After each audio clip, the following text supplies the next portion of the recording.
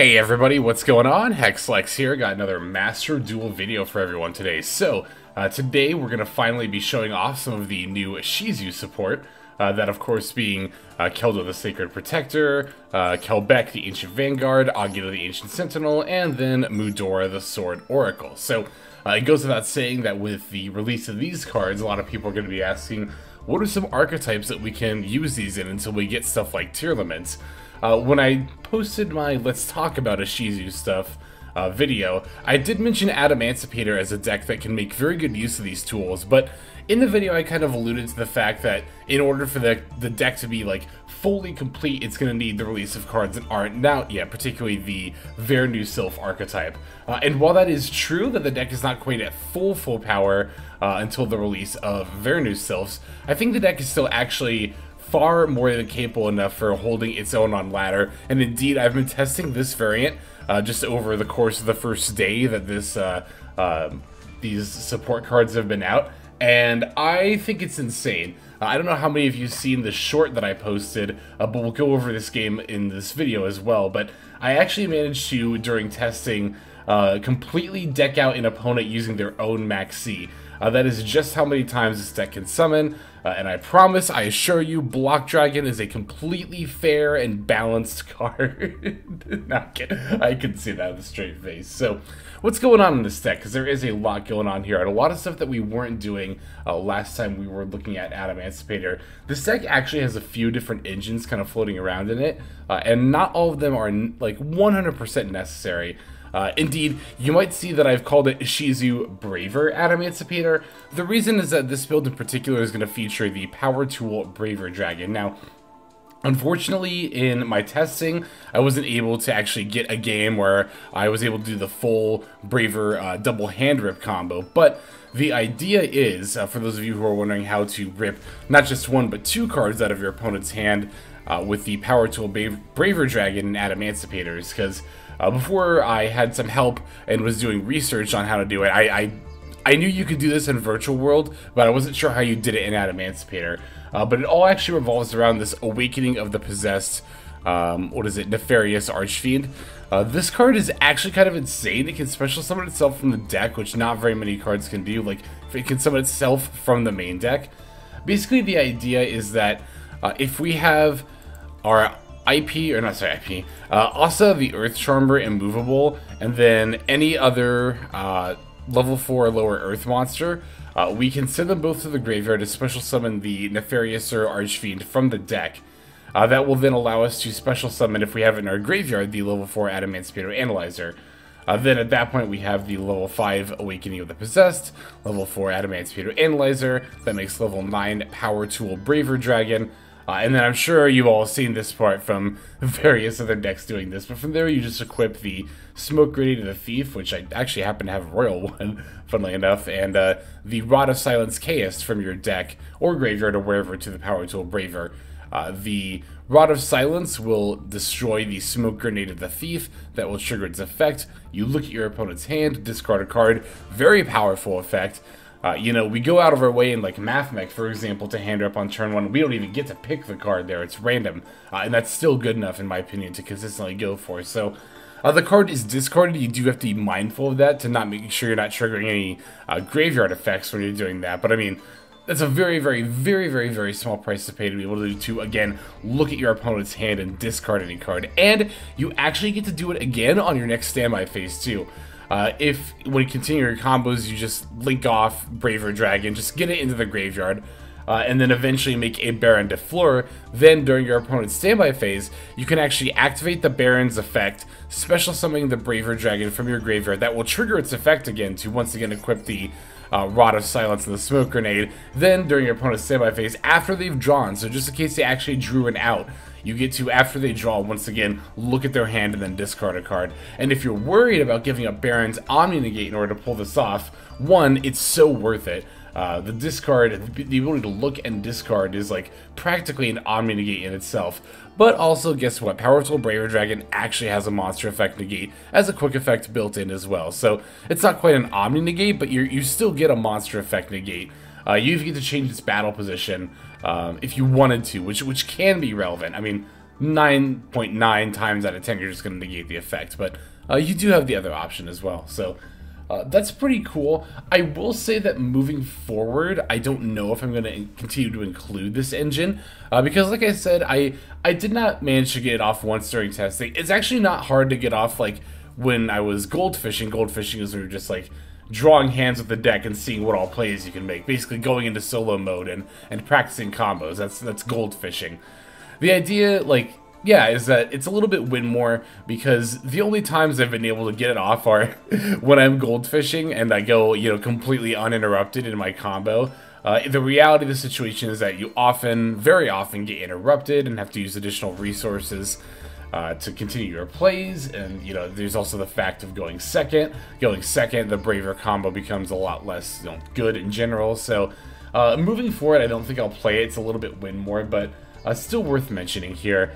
We're also on triple Herald of the Orange Light. The function of this is to discard it alongside one of our fairy monsters in order to you know, make sure that we're not only having a way to trigger them from our hand, but we can also then, of course, get a negate and destroy. Herald of the Orange Light is in theory very, very good with you know, with these Ishizu cards, especially in this meta against sprites.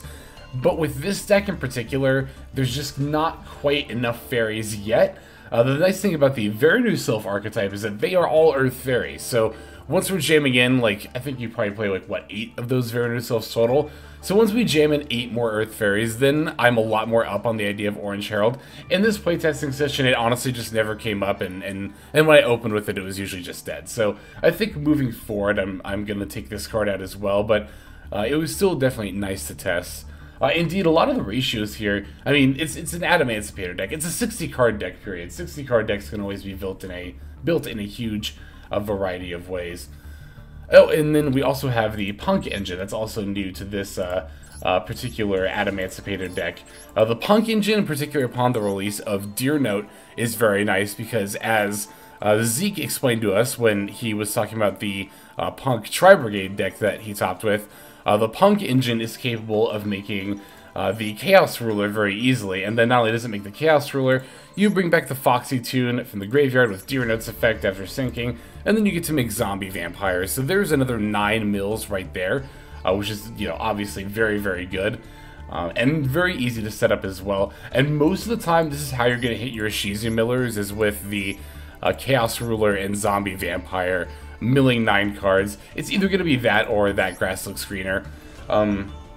That is, like, to be fair, that is the one thing I do kind of wish about this particular variant, that we had a few more ways to trigger those Ishizu millers, but like I was saying before, in the Let's Talk About Ishizu video, and like I said in this video as well, once the very new Sylphs come out, they also kind of solve that problem for us, as they are able to either directly add from deck to hand or send from deck to graveyard the Ishizu millers. So again, this Adamancipator is very much in a very new Sylph waiting room, but once again, that doesn't mean the deck is bad right now.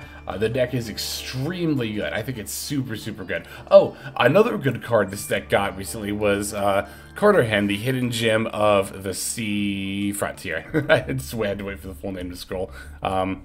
This card is nuts. We don't have to run the Prank Kids engine anymore. The main reason we even did that in the first place was to get a water in the graveyard for a Dragite.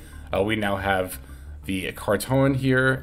Cartorhyn? I have no idea how you're supposed to say that, but this card is really, really good. It's not only an actual water rock monster, but it can give us additional normal summons for an earth or water monster, which doesn't sound super impactful, but when you're thinking about searching 3 monsters with Block Dragon, you know, before we would always search the Gigantes, the Researcher, and the Seeker, but there are times where, like, you either mill Gigantes or there's a better card to search than Gigantes, and the Cartorhyn actually allows us to open up the possibilities that we can search a lot more. Like, let's say, for example, because this has happened to me before, where, like, you're searching off Block Dragon, but you got your play started by special summoning your Researcher from your hand. And that's definitely not good, because now, even if you add Gigantes and Seeker, when you special Gigantes, you will be able to special Researcher, and therefore won't be able to special Seeker. This is where Cartorhyn can come in. You can search, doesn't even have to be Gigantes. At this rate, you can search something like Koa'ki Guardian, Cartorhyn, and then Seeker. And then from there, you could use the cards. Well, I guess to be fair, Seeker I still have a Adamancipator monster on board, but if you wanted to summon the Seeker, for example, you could search like, you know, the Researcher, the Seeker, and the Cartorhyn. Well, it has to be exactly level 8. You get the gist of what I'm saying though, right? Like, this allows you more variety of what you can search for with Black Dragon and make live plays with. Mostly, you could be searching Analyzers. What I was going to get at, you can discard the Cartorhyn to normal summon an Analyzer, and then special summon a Seeker from your hand from there. And often, you know, it's difficult to get Analyzer out to use on turn 1, so that's another very easy way to be able to do that. Or that is an additional easy way to be able to do that.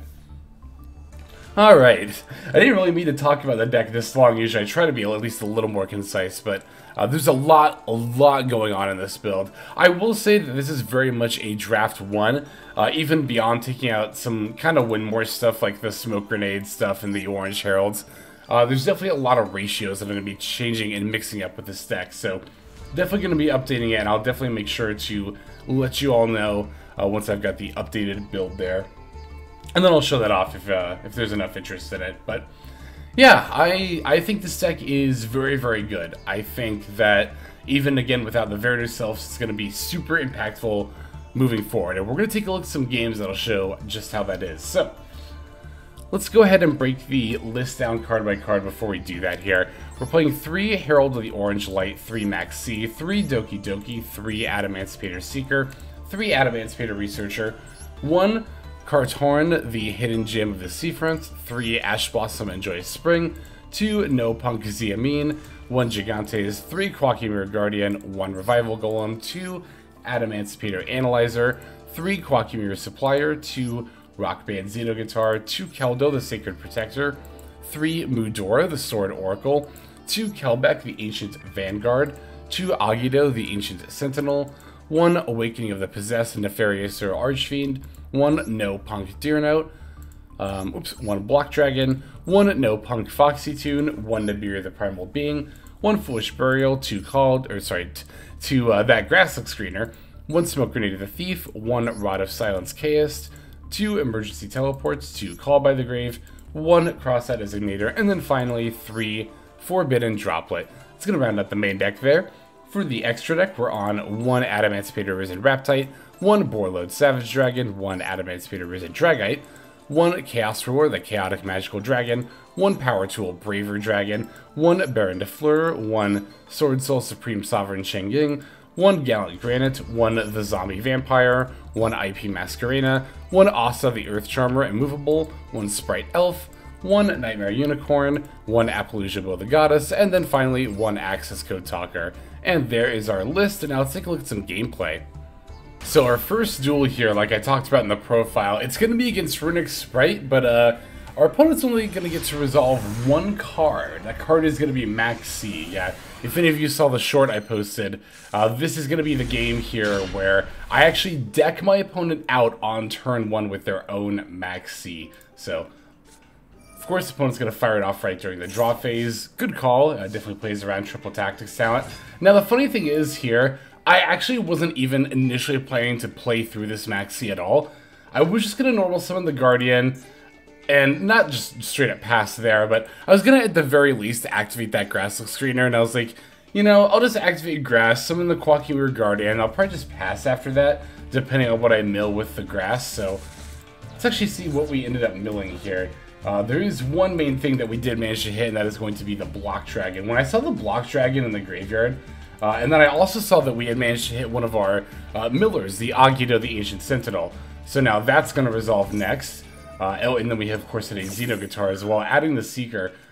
Basically, it was entirely this Grass Mill. I saw this Grass Mill, and I was like, wow, this is definitely the best Grass Mill I've gotten with this deck testing so far. And I thought about it, and I was like, I think I can actually mill them out here. I'm pretty sure I can actually just do it.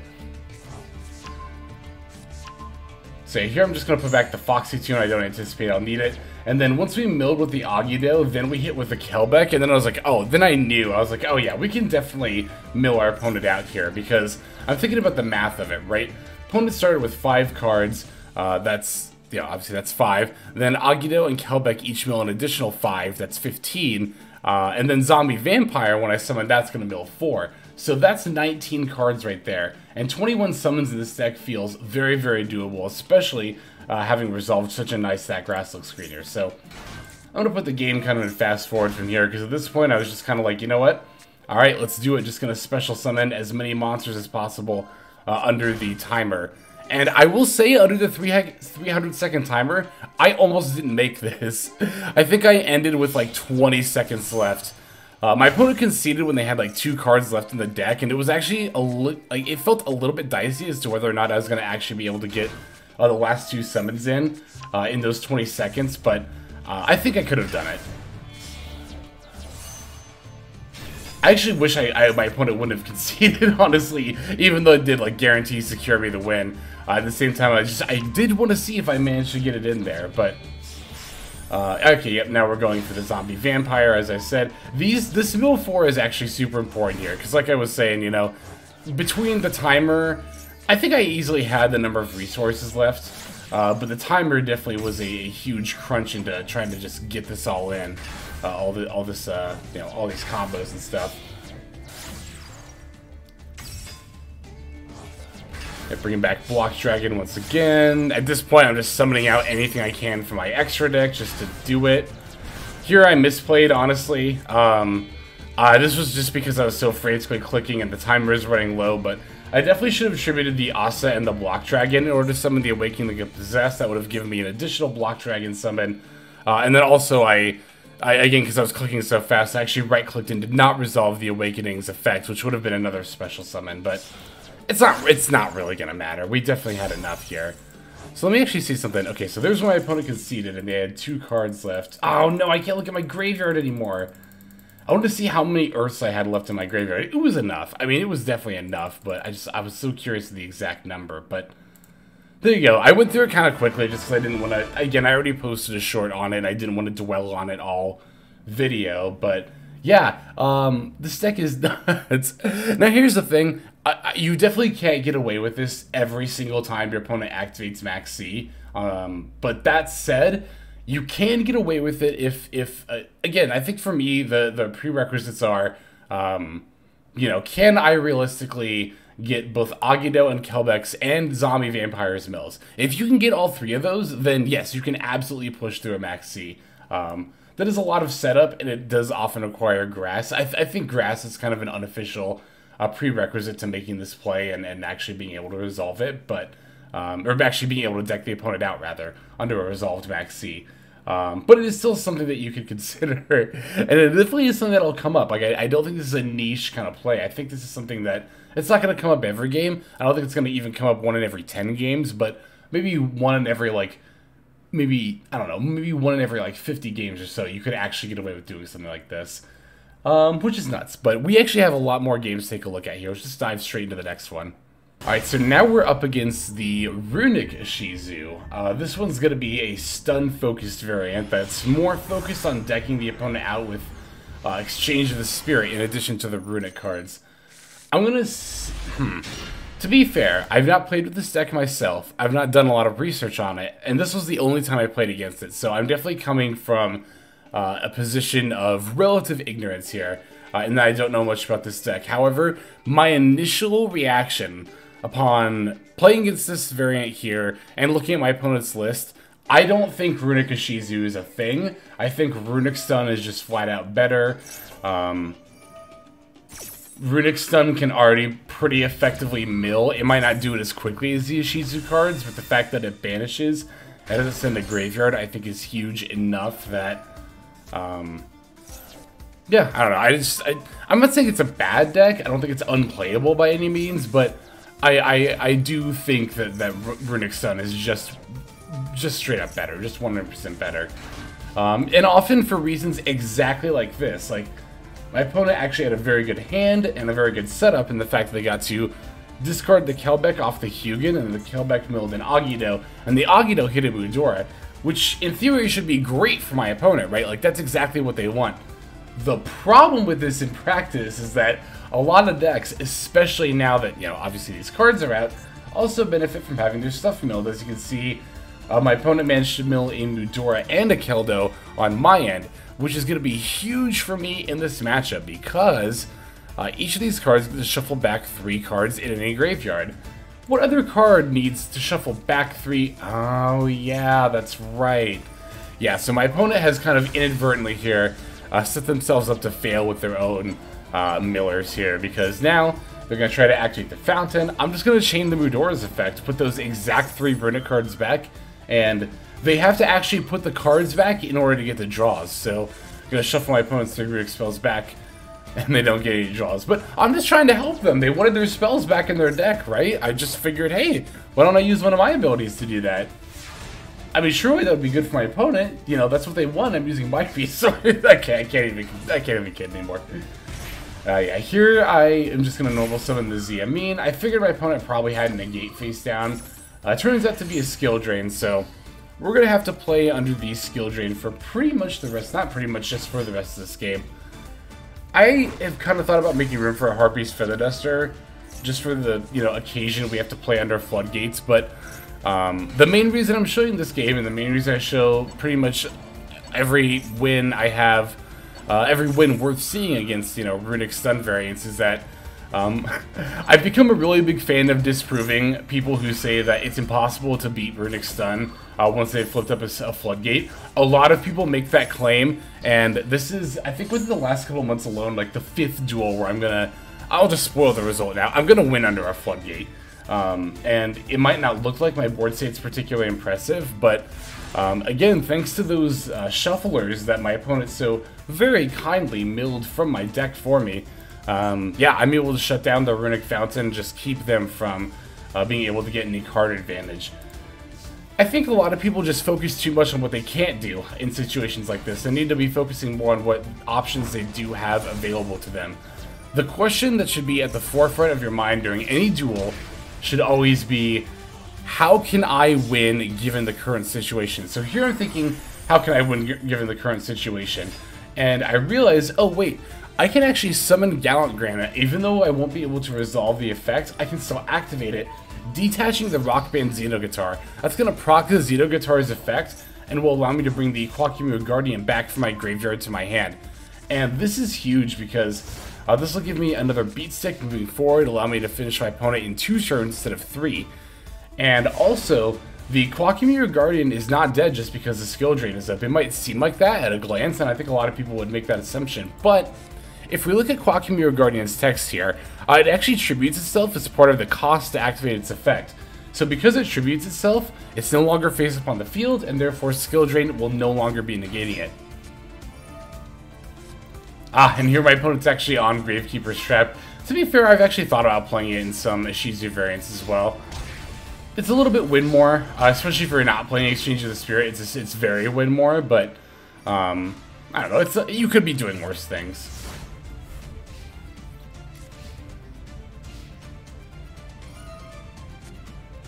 Alright, here I see my opponent is going to pitch another Miller and try to get it off here. I'm actually going to flip up Crossout Designator in response to this.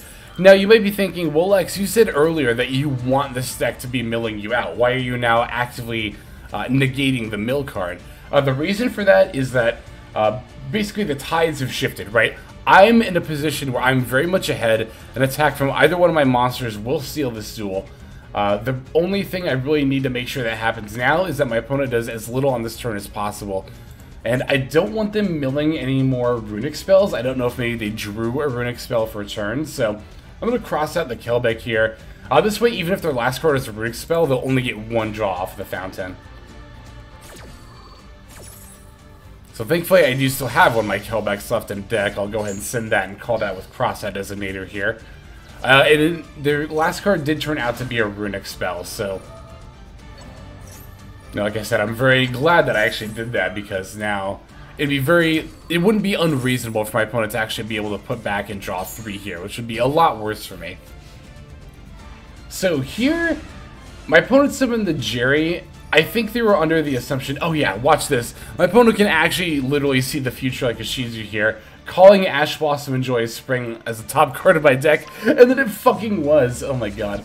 But here my opponent summoned Jerry. I think that they thought they'd be good here, but they're actually not going to be. I'm going to move to battle phase. I'm attacking specifically with Koa'ki Guardian, because I know when my opponent activates Jerry's effect, they're going to target my Gown Granite. And like I mentioned before, even though I'm under skill drain, I can actually sack off Koa'ki Mirror Guardian, and it will still resolve, because after being attributed for its cost, it's no longer on the field and no longer being negated by skill drain. After that, it's just a simple matter of attacking with a Gown Granite for game. Alright, there is that duel there. Let's check out a couple more here. Alright, for this one, we're going to be up against Virtual World. I should have checked to see if they were playing the Braver package. I imagine they were. I think pretty much every single... I don't know about every single, but I think the vast majority of VW decks are on the... what is it? The Virtual World package there. Oh, so this was actually... I was testing a different variant here, or a slight mix-up in the build here. This is when I was trying out Miracle Ruptures, so I know I didn't have those in the deck profile, that's my bad. I need to stop doing that. I've had this bad habit lately of, like, testing different variants of the same deck before recording a video, so that I think, like, oh yeah, these are all games from the same deck, and it's like, well, no, they're games with 2 versions. So, just know for this version, I was trying out Miracle Ruptures over Forbidden Droplet. That is actually a change I'm thinking about making moving forward. I don't know if it's actually going to be for Droplet per se, but I think moving forward I absolutely want Miracle Rupture in this deck, like no doubt. Just the ability to have additional level 4 bodies to more easily go into Gown Granite. Because while this deck is one of those decks where, like, you know, when it's good, it's good. When it's got all gas, it does so much. But unfortunately, there are just hands sometimes where you just don't do enough. So here I'm going to have the Mudora. Opponent's got a Maxx C for me. Going to respond with Call By, fully expecting my opponent to negate it with Baron. But here's the thing I've found when testing this deck, right? When it comes to playing into Maxx C, particularly on turn 2, with most decks, right, it's kind of a matter of, it's a decision you have to make. It's like, okay, do I think I can win this turn even under, you know, a number of negates or disrupts that Maxx C might give, or might offer my opponent? Can I summon enough disruption in order to make that, to kind of help circumvent that? With this deck, that answer is almost always yes. You just pretty much always have the resources at your disposal, especially going second, when you're able to have an additional draw for turn. That one extra card can often make the difference. So here I have the Koa'ki Supplier in hand, and my priority right now is to make sure that I can trigger its effect, and because I actually haven't used my normal summon yet, which is really insane. Yeah, I haven't used my normal summon yet, so I want to normal summon a Koa'ki Mirror Guardian as soon as possible, just in case my opponent happens to be running Nibiru. But the Nibiru is the only thing that could even come up at this point. Like, they've already used Ash Blossom, they can't imperm. I guess they might have a maybe might have it, not Maxx, an Effect Veiler, maybe. But, like, even then, I feel like we're beyond the point where one Effect Veiler negation is going to stop anything, and yeah, I think my opponent realizes that as well. The only thing that could realistically save them at all is Nibiru, and I've just ensured by normal summoning the Koa'ki Mirror Guardian that that's not going to happen. So, and that one Koa'ki Mirror Guardian is often enough to just allow you to play through Maxx C anyway, as you saw us do here. Alright, I think we have time for one more duel, so let's just go ahead and take a look at that here. For this final game, we're up against quite a bit of a brew. It's Dark Magician Maxx. This is not a combination I've seen before, but you know, we love the ingenuity. You know, let them cook, as the kids say. Alright, so looking at my hand here, it's pretty abysmal. Well, it's not abysmal. We just don't have any disruption going second, that's all. It's, you know, abysmal is absolutely the wrong word. This hand's actually not looking too bad at all. Particularly we have Analyzer plus Koa'ki Mirror Guardian, so that at least sets up some amount of prospects for plays going into our opponent's turn here. If we had one of the shufflers, because both Keldo and Mudora can special themselves by discarding another Earth Fairy. So if we had the shufflers, oh, one of the shufflers would be in business here with the Agido. But it's all good. We can at least still use the Awakening if we wanted to from hand, although this is obviously much better from deck. Since we actually have the Analyzer and the Awakening, this could have in theory been, well, again, you don't even have to have this in hand, this should be back in deck, but this in theory could have been a setup where you could have actually Braver Dragon had we, you know, had the turn 1, but it's all good. It's kind of, again, like I say, the Braver Dragon, double hand rep on turn 1 is super powerful, but again, just so many things have to go right for you to even get to that point that I just feel it's a little bit win more. It's not even necessarily that I feel like it's win more, I just really wanted the main deck slots that the 2 equipped spells take up. That was honestly my main motivation when I dropped the Braver Engine. Even the extra deck spot was fine. Like, the extra deck is pretty flexible here. You have, like, I'd say probably about 3-ish flex spots. So I wasn't concerned about that. Oh, hey, look, here's yet another game we're just going to play under Maxx C. It's like I said, you can Maxx C, your opponent can Maxx C, and this deck just doesn't even care. This deck does not even care if it gets Maxx C'd. It's frankly absurd. It's just ridiculous. Now, unfortunately, that DPE is going to be enough to stop us here, but, you know, between the Koa'ki Meiru Guardian and the fact that I've hit a couple of shufflers off of that Grasslook screener, which, by the way, this is a fairly unlucky grass to not hit any one of the millers here, but I guess we did open one of them, so that took out one of the 4s that we could hit in the deck. We hit enough shufflers to use 1 on our turn, and then I think a couple during our opponent's next turn. Yeah, we have two of Ishizu, Mudora, and Kelbek in here, looks like. So I'm going to use one of the Mudoras during my opponent's turn just because I can. And I'm going to be putting back all 3 of their Destiny Hero cards to render their DPE completely useless here. I know my opponent's also got a Super Factorial set up. That's another reason I'm very glad we milled 2 of our Shufflers here, because that means we can also completely invalidate the Super Factorial as well. Basically, my opponent really only effectively has Lingeribo on the board here, as well as, you know, 2 cards in hand, whatever they draw for turn, but at the same time, I do still have the Koa'ki Meiru Guardian to help with that as well. Yeah, here comes the Super Factorial. This way, I don't know why my opponent did it during my end phase. They really should have waited to their turn. Because if the Super Factorial resolved like they wanted to, then they would have had the Diameter negate for their turn. But the nice thing about the Shufflers is that you managed to put back all 3 of them. So that means that it's not even like, you know, with DD Crow and Called By, they would hit the Diameter, and it's like, well, okay, I don't get Laplacian, I don't get an auto-negate, but at the very least, as Constellation, I get Alan Brishane to do a search, but nah, the Ishizu Shufflers don't even afford our opponents that.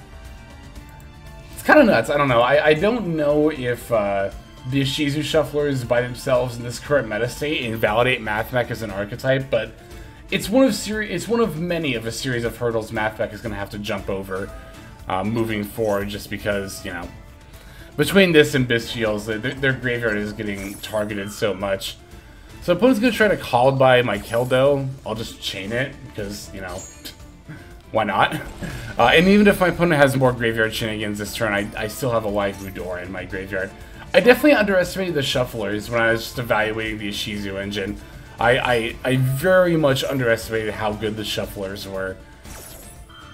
It's ridiculous, frankly. It's completely ridiculous. Yeah, Hero Negate and destroy the Magician's Rod because I didn't want to have to deal with Eternal Soul. The last card is Magician's Souls, but like, I don't know, that kind of scared me a little bit at first, but it's like, I don't really think they can do a whole lot here. And yeah, they're just going to concede. Even if they tried to activate Dark's effect, I don't even know if I had a target for it, but even if I did, I still had a live Mudora in my graveyard, so I could just chain that and shuffle the target back, and then from there, yeah. Now, to be fair, I would have had to have drawn something a little bit live. Like, my hand wasn't super great in a vacuum. Maybe a tiny bit of an early concede for my opponent, but at the same time, I don't blame them. I had a loaded up graveyard. I had 3 cards in hand, and they were down to just, like, their 1 monster left. So, it's like, yeah, makes sense. All right. There are those games. Hope you all enjoyed this deck as much as I do. I can't wait to move forward to keep testing this. You know, it's funny. I thought I was going to, like, not dig the Ishizu cards at all, but I'm having way more fun playing this Adamancipator deck than, to be frank, I have had playing just about any sprite variant. So, definitely going to keep experimenting with the Ishizu decks. Expect to see Dragon Link among potentially some other decks coming up with those as well. But it's going to be all for now, so let's just move over to our outro. Alright everybody, thank you so much for watching all the way to the very end of the video like this. That means a whole lot to me. Not just personally, but it's also a great way of supporting the channel as well. If you're interested in supporting the channel in other means, you can of course feel free to comment and or subscribe right here on YouTube. I'm always looking to the comments section. You guys leave some pretty awesome feedback as far as like constructive criticism goes when it comes to deck building, gameplay, channel content, all that stuff. So feel free to leave your opinion down there. I will be sure to take a look at that there. And then subscribing is going to be the best way to get notifications of when these videos drop. That does happen every day, by the way, so if you're looking for daily Master Duel content, you've come to the right place. And there are more places where you can get some daily Master Duel content. If you check out the description below, follow the top link over to my Patreon page. There for just $5 a month, which is as much as you pay for a booster pack, you'll find a lot more value than a pack full of filler over there. We've got some previews for content upcoming here on the channel. We've got some exclusive games that are only posted over on Patreon over there. We've got some Q&As, and then you can also have your name featured in this lovely credit sequence where I thank all of the people who are helping contribute over there on Patreon. It's a huge support to the channel, and it really means a lot as well. So thank you everyone who is donating that is featured here on screen. And again, you know, it's not just a pure donation, you do get some more daily Master Duel content over there just for being a part of the Patreon. But I think that's about all the time that I have for today's video. Once again, I just want to thank you so very much for sticking all the way to the end of the video. Again, it just means a lot as I do put a decent amount of work into getting these videos out every single day. But that's about all the time that I've got for now, so without further ado, this is Xlex. I'm signing out, and I hope you have a fantastic day.